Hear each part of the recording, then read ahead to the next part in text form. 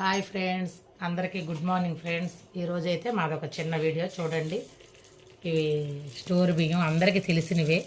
ఇదివరకు డబ్బులకు ఇచ్చేవాళ్ళు స్టోర్లో, ఇప్పుడైతే ఫ్రీగానే ఇస్తున్నారు. కానీ ఇవి తింటే చాలా మంచిదని చాలామంది చెప్తున్నారు. మనం అయితే ఆ మసూరా బియ్యానికి అలవాటు అయిపోయి ఇవైతే తినట్లేదు కదా ఫ్రెండ్స్. పొంగల్లో దోశలకి అట్లా అయితే వాడుకుంటున్నారు అందరూ. కానీ చాలా మంచిదంట. అందరికీ వండే విధానం రాదు, కానీ బాగా వండుకుంటే బాగానే ఉంటుంది. కాకపోతే ఈ రైస్లోకి కూర ఎక్కువ పడుతుంది. మేము కూడా అప్పుడప్పుడు తింటాం ఫ్రెండ్స్. మాకు ఏమి మొహమాటం ఏమి లేదు, తింటాం మేము కూడా. రైస్ అయిపోయినప్పుడు తెచ్చుకోవాలి కాబట్టి ఆలోపు తెచ్చేలోపు మేము కూడా తప్పకుండా తింటాము. ముందుగా కడిగి నానబెట్టుకొని వండుకుంటే కనుక చాలా బాగుంటుంది. మాకేమి అట్లాంటి ప్రెస్టేజీలు లేవు ఫ్రెండ్స్. మేము తింటాము తప్పకుండా. దోశలకి వేసుకుంటాము, పొంగల్ పప్పు పొంగల్ చేస్తాము.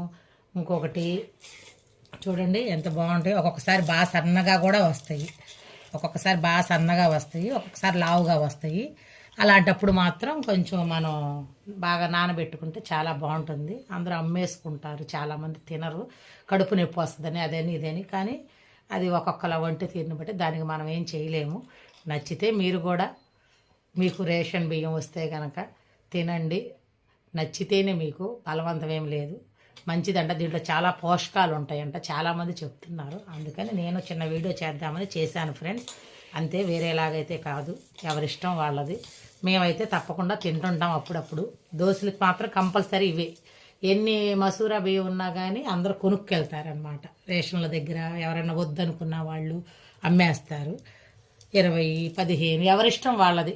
మనుషులను బట్టి వాళ్ళ మొహమాటాలను బట్టి అమ్ముతారు. అదనమాట. నచ్చితే లైక్ చేయండి ఈ వీడియోని. Okay friends, bye.